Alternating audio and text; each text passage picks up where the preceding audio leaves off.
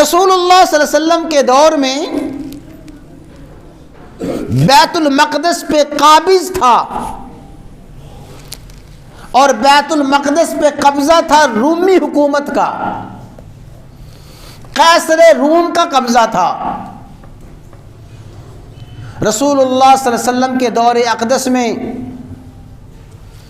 اہل عرب کے ساتھ جنگیں ہوتی رہیں، لڑائیاں ہوتی رہیں۔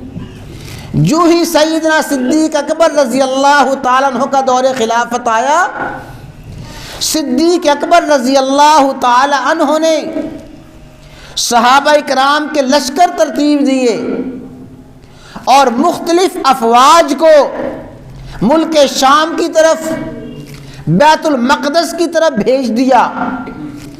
سیدنا خالد بن ولید رضی اللہ تعالیٰ عنہ، سیدنا ابو عبیدہ بن جراح رضی اللہ تعالیٰ عنہ، سیدنا عمرو بن عاص رضی اللہ تعالیٰ عنہ، یہ مقتدر صحابہ اور یہ مقتدر سپہ سالار سیدنا صدیق اکبر کے دور ہی میں ملک شام کی طرف فوجیں لے کے روانہ ہو گئے تھے۔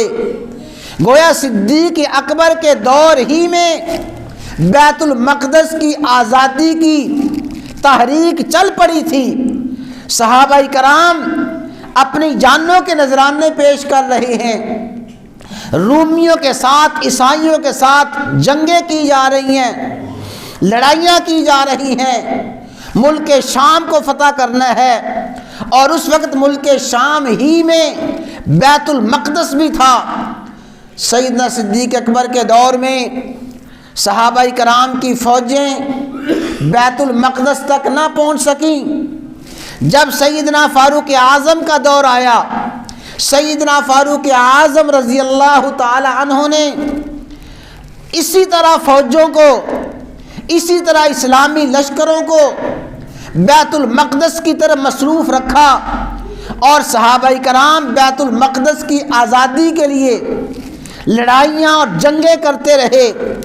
ابو عبیدہ بن جراح رضی اللہ تعالیٰ عنہ، خالد بن ولید رضی اللہ تعالیٰ عنہ، عمرو بن عاص رضی اللہ تعالیٰ عنہ لشکر لے کے بیت المقدس کی طرف بڑھتے رہے اور ملک شام کے علاقے فتح کرتے رہے۔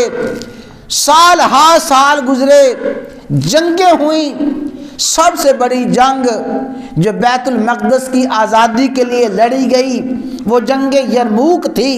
جنگ یرموک میں بھی صحابہ کرام رضوان اللہ تعالی علیہم اجمعین نے اپنی جانوں کا نذرانہ پیش کیا۔